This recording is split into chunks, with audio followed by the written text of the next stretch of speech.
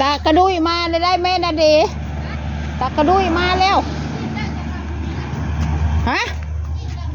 เอา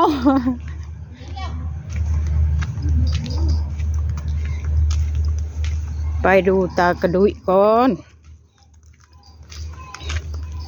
ตากระดุยได้อะไร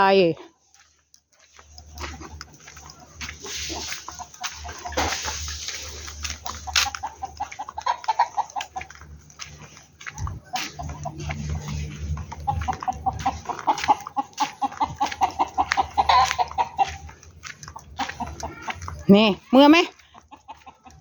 อยู่แดง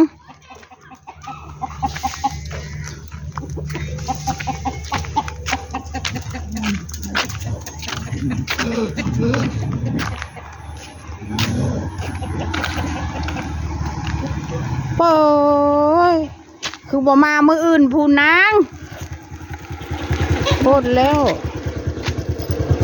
บวบมาให้พร้อมมาให้เจ้าชามถุงบอกเงินน่ะอะไรมักบวบให้กับของค่อยให้มักบวบนะมักบวบนี่ก็ให้บ่เอาเงินอะไรน้อยเอารถบ่เอาแล้วคือคำเว้าบ่เอาแล้วบ่เอาเอาจัก50 บาทนั่น50 บาทก็บ่เอาฮีเบาคุณอาหารเอาบ่เอาก็บ่เอานี่ชิไปทางไหนเอา50 บาทไปใช้อันนี้บ่เอา50 บาทชิยางไปใช้บ่กูขอร้องขอร้องค่อยบ่เอา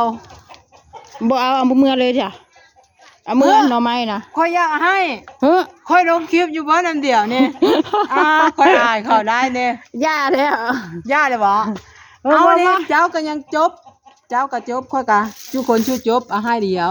มันลายเกินเฮ้ยลายเกินเจ้าก็3ชาววงก็3ปั่นเดียวคนละ3เข้าใจบ่เจ้าตุ้มมันน้อยมันว่าราคายปั่นเดียวกินปั่นเดียวไปใช้ไปทำเอาไปไว้ให้ตาทานไปไว้ให้ตาทาบ่นะอยู่หากันที่ไปชื่อเบาโกหกเจอท้ายไอ้ค่อยลงคลิปเจอท้ายนี่นะนี่เบิ้งนี่เดียวกันละลงอันนี้นะมาเถียงเดียวทะเลาะกันทำไมล่ะเนาะบ่ได้ทะเลาะเพิ่นเอาหน่อไม้มาให้ยายเพิ่นอยากเอาเงินให้เพิ่นบ่เอาขอบคุณหลายๆของให้ร่ำให้รวยเด้อบ่ฮั่นก็เดี๋ยวเอาของขวัญให้ก็ได้มีของขวัญปีใหม่นะจ๊ะบ่ค่อยของขวัญช่างเด้ค่อยบ่มีให้มีค่อยยังให้ค่อยนี่บ่มีให้เจ้าต้องมีเจ้าก็เนาะเจ้าก็ต้องมีเลยจ้าโอเคจ้ะโอเคขอบคุณหลายๆจ้านะมันอยู่หน้าบ้านนะเด้อ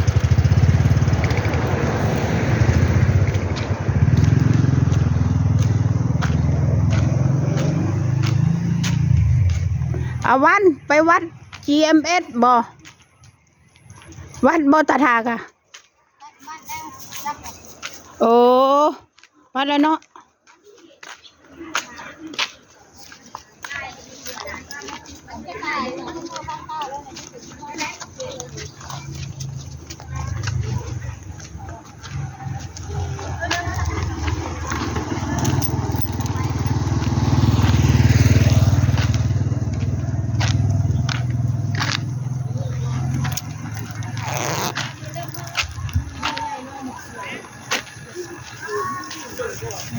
มันเอามาให้มันบอกเอาเงินได้มันเว้ามันบอกเอาเงินให้นายนั่น3 ถุงให้ค่อย3 ถุงคนละคอมเมนต์มันเอากระเชียให้เงินนะ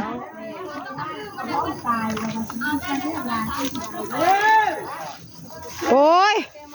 พี่ดุ้ย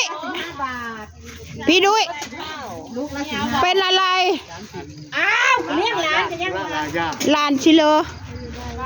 แล้วหลานชิโลอ้าวเลี้ยงหลานสำใด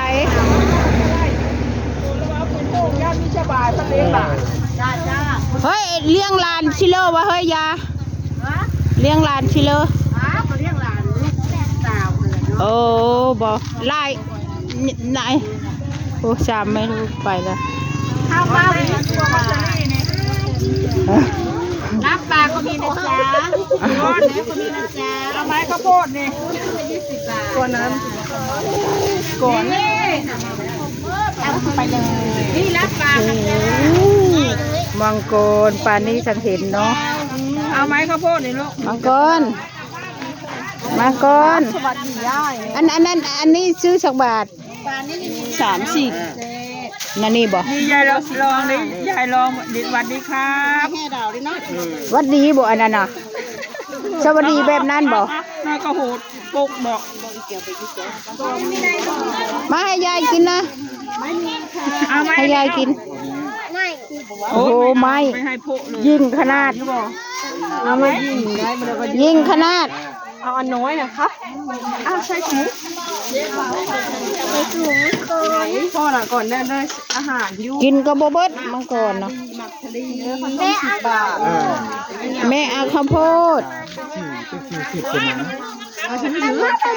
บูขังนี่จ้าลุงบูก่อนเป็นนกบ้านนะยังไม่ได้นกเพื่อนนั้นอยู่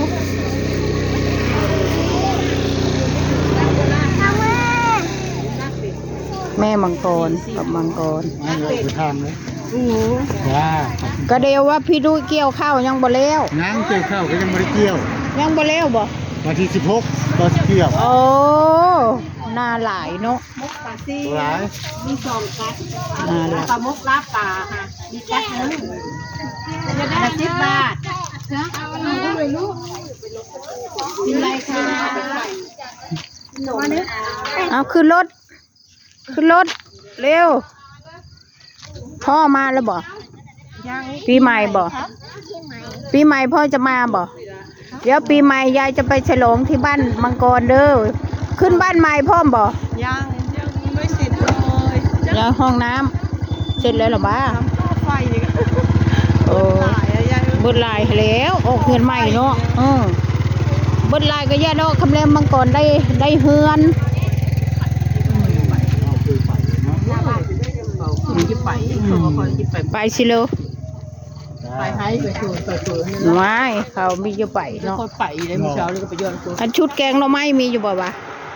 น่าจะขนาดนั่นน่ะหรือว่าเก่งเลยอันนั้นหาทักที่ส้มที่ขม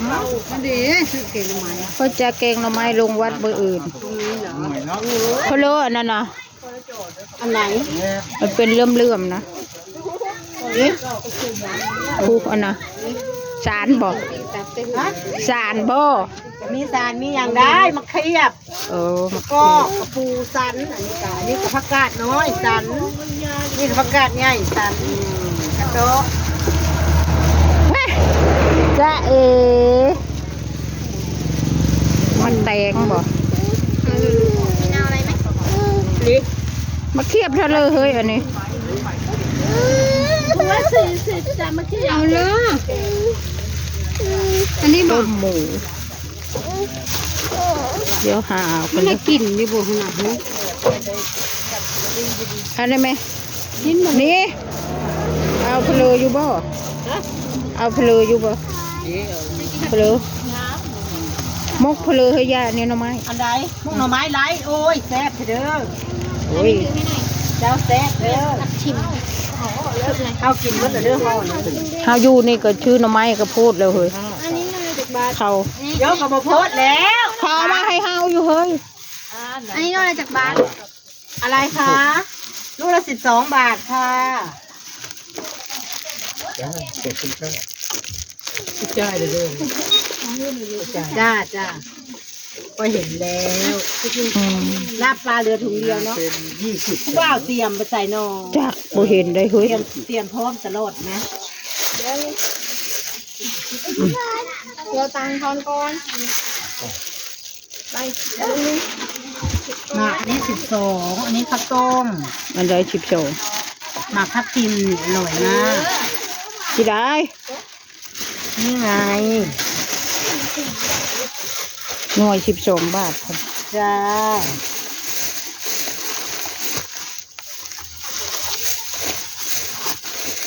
ลาบปลาก็เหลือถุงเดียวนะจ๊ะ ก็ค่อยเอาของหวานนั้นถุงนึงนี่ของหวานไปกินอ่ะ ข้าวบ่มา อันนี้คนเด้อ เขามาขายอยากกินบ่เฮ้ย โอ้ยเป็น จักละบ่มีไฟมา เก่าเลยนะยาย อุ้ยมันบ่ได้ลื่นโตดอกนะ กายวะ ลื่นเดียวมันก็บ่ได้มาเลยเนาะ กายวะจะเป็นเด็ดเด่น ฮาคิดฮอดโอ้ยจักเพิ่นเป็นอีสังดิ ขึ้นโรงพยาบาลบ่วะเอาขึ้นแต่อย่างเดียวเด้อเฮ้ย เลี้ยงหลาน ไป อันนี้กระปุ้นน้ำยาป่าตีนไก่ ขึ้นน้ำเดียววันคุณนายยาประวานขึ้นแห้งบ่วะ ไม่ค่ะ ขึ้นอยู่แต่ว่ามันไม่ยอมลด โอ้ยเลี้ยงหลานก็เลี้ยงชีวิตกัน เลี้ยงหลานก่อนโอ้ย บ่ เละเละเละเละ โอ เละเละ เคค่ะขอจบคลิปแค่นี้ ว่าถลำซ้ำไหม